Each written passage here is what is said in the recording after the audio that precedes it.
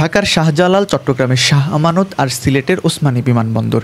বিমানবন্দরগুলোর দিকে তাকালে ভেসে ওঠে আধুনিকতা, ব্যস্ততা আর বিশ্বজয়ের হাতছানি। কিন্তু অবাক করা বিষয় হলো বাংলাদেশের আকাশে ওড়ার এই গল্পটা জড়িয়ে আছে বিশ্বযুদ্ধের সাথে। আজকের বাংলাদেশের অধিকাংশ বিমানবন্দরের শেকড় লুকিয়ে আছে ৮০ বছর আগের সেই রণাঙ্গনের ইতিহাসের মাঝে।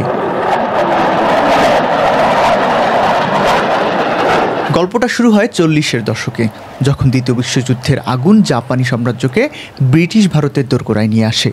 জাপানি বোমারু বিমান তখন চট্টগ্রামে হানা দিচ্ছে। এই জাপানি আগ্রাসন রুখতে এবং চীনকে রসদ যোগান দেওয়ার রুট সচল রাখতে মিত্রশক্তির জন্য এই বাংলা অঞ্চলটি একটি অপরিহার্য সামরিক হাবে পরিণত হয়। আর এই প্রয়োজনেই ব্রিটিশ ও আমেরিকানরা মিলে তৎকালীন পূর্ব বাংলা জুড়ে জরুরি ভিত্তিতে নির্মাণ করে অসংখ্য এয়ারফিল্ড আর সামরিক ঘাঁটি। এই বিশাল কর্মযজ্ঞের স্নায়ুকেন্দ্র ছিল ঢাকা। ব্রিটিশরা ১৯৪১ সালে রয়্যাল ইন্ডিয়ান এয়ারফোর্সের প্রধান স্টেশন হিসেবে নির্মাণ শুরু করে তেজগাঁও বিমানবন্দরের। এটি ছিল মূল অপারেশনাল ঘাঁটি।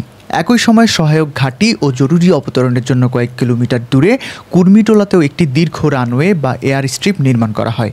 এই দুটি ঘাঁটি ছিল বার্মা রণাঙ্গনের জন্য একটি গুরুত্বপূর্ণ অবস্থান। কিন্তু আসল যুদ্ধক্ষেত্র ছিল আরও কাছে।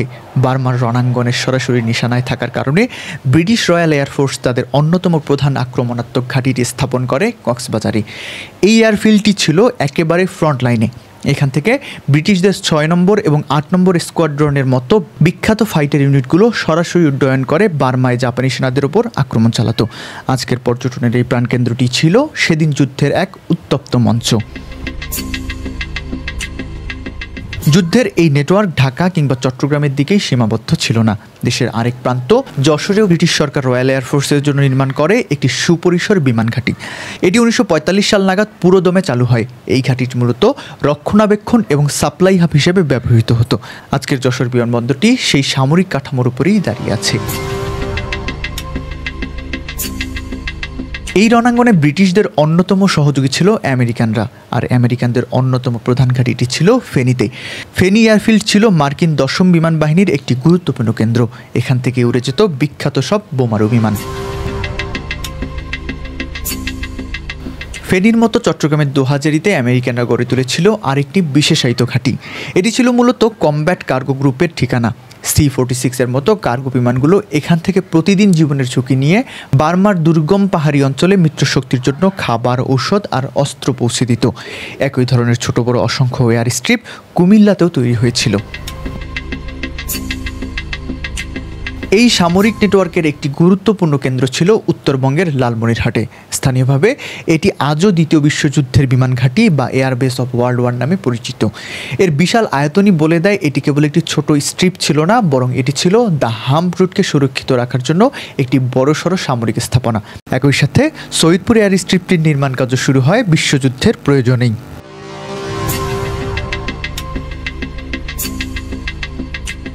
এই তালিকায় সবচেয়ে কৌশলগত এবং গোপন ঘাঁটিটি ছিল মৌলভীবাজারের শমশেরনগর।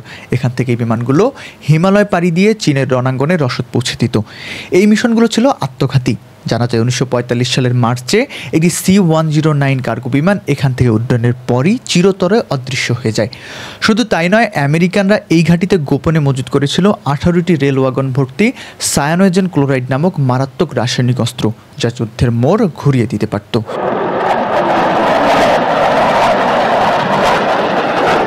১৯৪৫ সালে যুদ্ধ শেষ হলে এই ঘাঁটিগুলো রাতারাতি তাদের সামরিক গুরুত্ব হারায়। ইংরেজ আর আমেরিকানরা ফিরে গেলে এগুলো পরিত্যক্ত হয়ে পড়ে। কিন্তু এই রানওয়েগুলো হারিয়ে যায়নি, বরং এই পরিত্যক্ত অবকাঠামোগুলোই হয়ে উঠল স্বাধীন বাংলাদেশের বিমান চলাচলের মূল ভিত্তিপ্রস্তর। তেজগাঁও বিমানবন্দর, যা ছিল যুদ্ধের প্রধান স্টেশন। এটি স্বাধীন দেশের প্রথম বেসামরিক বিমানবন্দর হিসেবে যাত্রা শুরু করে। এটি আজ বাংলাদেশ বিমান বাহিনীর একটি গুরুত্বপূর্ণ ঘাঁটি। আর কুর্মিটোলার সেই সহায়ক স্ট্রিপটি আজ মহিরুহে পরিণত হয়েছে, যা আজকের হযরত শাহজালাল আন্তর্জাতিক বিমানবন্দর দেশের প্রধান প্রবেশদ্বার এবং অর্থনীতির অন্যতম চালিকা শক্তি। এর সাথে যুক্ত হচ্ছে বিশ্বমানের স্থাপনা তৃতীয় টার্মিনাল।